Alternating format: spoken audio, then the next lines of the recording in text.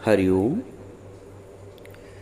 जब हम अपने गुरु से भोलेपन से जुड़ जाते हैं, भोले भाव से जुड़ जाते हैं, भोलेपन से तात्पर्य बिना मन और बुद्धि का प्रयोग किए। जैसे एक बच्चा अपनी माँ के वात्सल से जुड़ जाता है, एक सहज जुड़ाव, वहां मन और बुद्धि का प्रयोग नहीं होता है। हमारे और गुरु के बीच भी जो जुड़ाव है ना, वहां मन, बुद्धि, संसार, इन सब की कोई जगह नहीं है। और तभी हम उस दिव्यता को अनुभूत कर पाते हैं। मैं आपको बताऊं, और मेरा अनुभव भी यही है, और मेरा आज भी यही विश्वास है, जब हम गुरु से जुड़ते हैं ना, तो हमारे अंदर विभिन्न विभिन्न गुणों का विकास होता है। मल्टीपल क्वालिटीज ग्रो करने लगती हैं। कभी कोई कवि बन जाता है, कवित्व का गुण अंदर से निखर आता है। कोई शायर बन जाता है, कोई अच्छा लेखक बन जाता है। ऐसे ऐसे भाव आप लिख लोगे, आपको ऐसे ऐसे शब्द मिल जाएंगे कि आप कहोगे इससे पहले तो मैं कभी इतना अच्छा नहीं लिख पाते थे। वो वाक्य ऐसे अच्छे सुंदर बन जाएंगे आपके, आपको लिखना आ जाएगा। किसी को बोलना आ जाता है सत्संग आकर। आपके मुख से जो वाणी इस मुख से निकल रही, वो वाणी एक दिन आपके मुख से धारा प्रवाह निकलने लगेगी। उस दिन आप अनुभव करोगे कि गुरुजी बात सही कहते हैं। गुरु अंदर के गुणों का विकास कर देता है। संभावनाएं सारी हैं। मैंने एक बार बताया था, मूर्ति में, पत्थर में मूर्ति बनने की संभावनाएं सारी हैं। मुझ चेतन में अपने विकास की संभावनाएं सारी हैं। जागृत होने की संभावनाएं सारी हैं। वो अलग बात है कि संसार में हमारी चेतना निम्न अवस्था में रहती है, सुषुप्त अवस्था में रहती है आत्मिक चेतना। गुरु के संपर्क में हम जैसे आते हैं और जैसे जैसे हमारा भाव गुरु में प्रगाढ़ होता जाता है, हमारे अंदर गुणों की खान हो जाती है। मैं जब सत्संग में आया तो मेरे अंदर एक छुपा हुआ कवि बाहर आया। मैं गुरु के प्रेम में, मेरे जितने ज़्यादा भी भजन लिखे हुए हैं, 100 से ऊपर करीब भजन लिखे हुए हैं, और सब गुरु के प्रेम में हैं। नित्य एक नया भजन बनता था, नित्य एक नया भजन बनता था। वो शब्द कहाँ से आ जाते थे मुझे, और छोटी उम्र, बहुत शायरी भी, शेर व शायरी भी लिखी है। लेखन की कला का विकास हुआ, वो आज तक जारी है। इसके अलावा भिन्न एक अच्छा वक्ता बनने की कला का विकास हुआ। एक अच्छे एंकर का विकास हुआ अंदर से। कहाँ बोलना नहीं आता था, और कहाँ किसी भी प्रोग्राम में आप खड़ा कर दीजिए तो एंकरिंग का जो नमूना है वो आप देखने लायक है। ये गुरु के जुड़ने से कलाओं का विकास होता है, अपनी कोई इसमें विशेषता नहीं। एक गुरु के प्रभाव का प्रभाव है, गुरु से जुड़ने के प्रभाव का प्रभाव है। एक भजन आपको सुनाता हूँ। मेरे मोस्टली भजन तो सब पुराने ही गीतों पे हैं। हम गुरु को जपाते हैं, कोई चीज नहीं बचती, कोई चीज नहीं बचती। हम जब गुरु को जीवन में धारण कर लेते हैं, प्राप्त कर लेते हैं, तो उसके बाद कोई भी चीज प्राप्त करने को बचती ही नहीं है। हम गुरु को जपाते हैं, कोई चीज नहीं बचती, कोई चीज नहीं बचती। जग से करी थी आशा, हमको मिली निराशा। जग से करी थी आशा, हमको मिली निराशा। जग से करी थी आशा, हमको मिली निराशा। अब क्या हम उसे मांगे, फिर क्या अब उसे मांगूं। जो चीज नहीं रहती, जो चीज नहीं रहती, फिर क्या अब उसे मांगूं। जो चीज नहीं रहती, जो चीज नहीं रहती। हम गुरु को जपाते हैं, कोई चीज नहीं बचती, कोई चीज नहीं बचती। आगे देखिए, हम संसार से आशाएं करते हैं। संसार स्वयं निराश होकर बैठा, वो हमारी आशाएं क्या पूर्ण करेगा।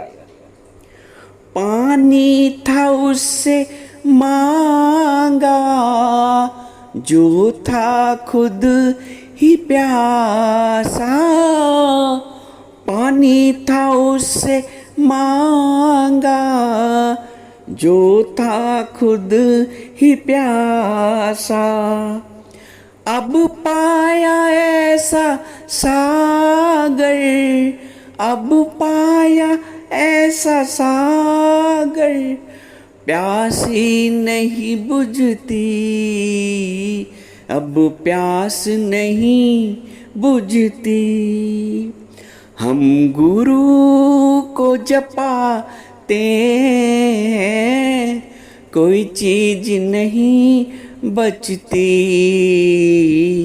कोई चीज नहीं बचती। और इस भजन में अपनी विरह व्यथा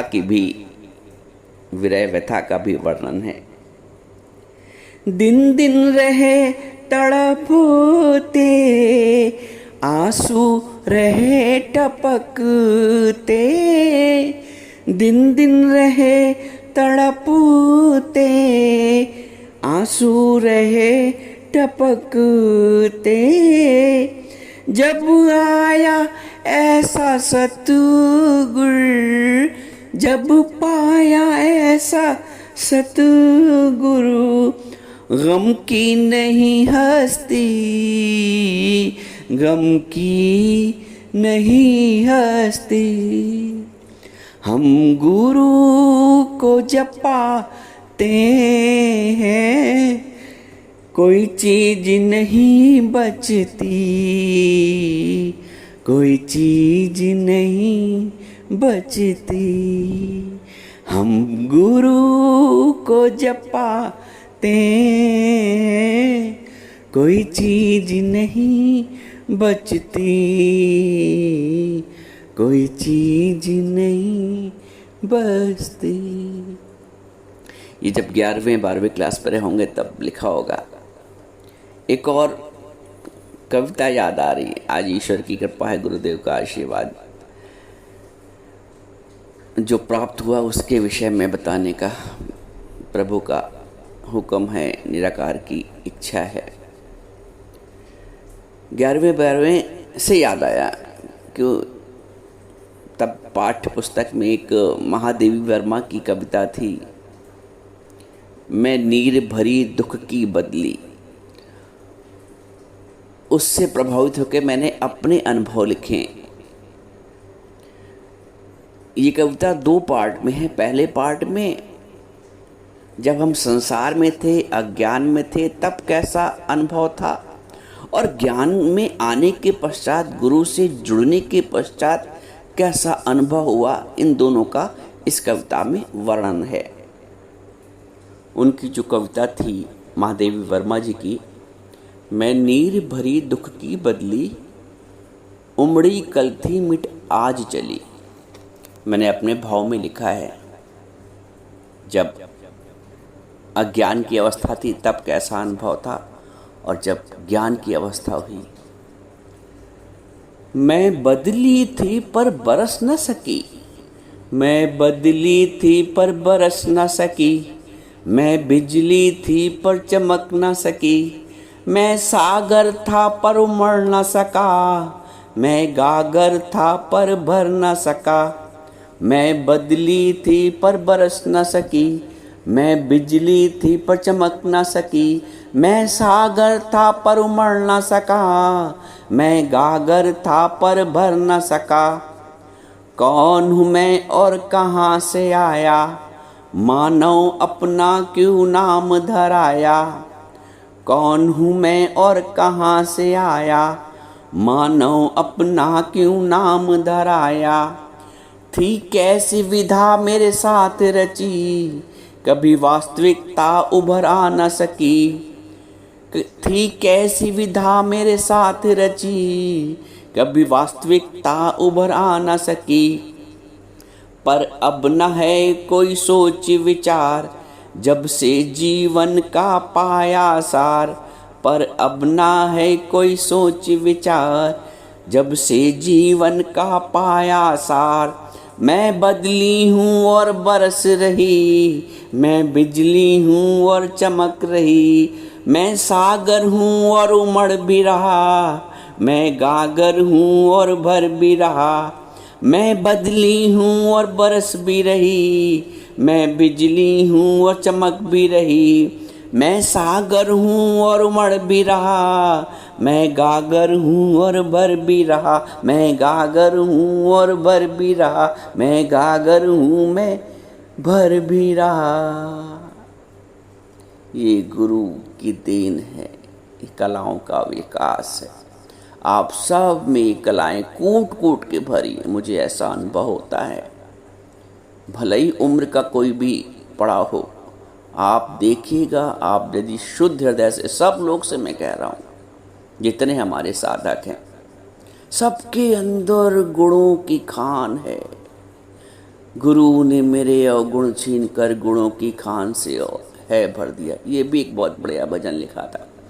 गुरु ने मेरे अवगुण छीन कर गुणों की खान से है भर दिया। गुरु ने मेरे अवगुण छीन कर गुणों की खान से है भर दिया। इस मन ने चलो दुश्मनी की मगर, गुरु ने दोस्ती से है भर दिया। इस मन ने चलो दुश्मनी की मगर, गुरु ने दोस्ती से है भर दिया। गुरु ने मेरे अवगुण छीन कर गुणों की खान से है भर दिया। पूरा भजन फिर कभी सुनाएंगे। भाव का भूखा हूँ मैं, भाव ही एक सार है। भाव से जो मुझको भजे वो ही भाव से पार है। ये सब गुण आपके भी हैं, आप में भी हैं। गुरु कल्टीवेट करता है, गुरु उनको उभारता है। कब उभारेगा? एक मूर्तिकार मूर्ति कब बनाएगा? जब पत्थर समर्पित हो जाएगा। हम जब गुरु को समर्पित होते हैं तो गुरु ऐसे ही गढ़ता है, ऐसे ही रचना करता है। आवश्यकता है समर्पण की। आपको एक और अद्भुत बात बताएं। जिस समय सत्संग कर रहा हूँ उसमें रात का करीब 2:30 बजा है। गुरु के प्रेम में बस भाव आया, सोचा सत्संग हो जाए। आप लोग भी मस्त रहो, भाव में डूबे रहोगे तो मस्त रहोगे। बुद्धि के मन की बुद्धि के फेर में पड़ोगे तो फिर उसी पचड़े में पड़े रहोगे। मन और बुद्धि के पचड़े में मत पड़ो, मत पड़ो, मत पड़ो। सिर्फ हृदय से भोले बन जाओ। कुछ नहीं करना है, कुछ भी नहीं करना है। जैसा जैसा गुरु कहता जाए वैसा वैसा करते जाओ। जैसा जैसा गुरु कहता जाए। सहज सहज सहज सहज की अवस्था ही भोलेपन की अवस्था है, निर्मलता की अवस्था है। निर्मल मन, निर्मल भाव, गुरु प्रेम के सागर में डूबे रहो। देखो सारी वो प्राप्तियां होंगी जो अब तक जीवन में नहीं हुआ। उन गुणों का विकास होगा जो अब तक नहीं हुआ। ये मेरा विश्वास है आप सबके प्रति। विश्वास से मध्यरात्रि का समय है, ईश्वर मुख से वाणी निकाल रहा है, गुरु आशीर्वाद दे रहे हैं। रिमझिम बारिश भी हो रही है, हम भी इस बारिश में भीगे। हरिओम हरिओम हरिओम।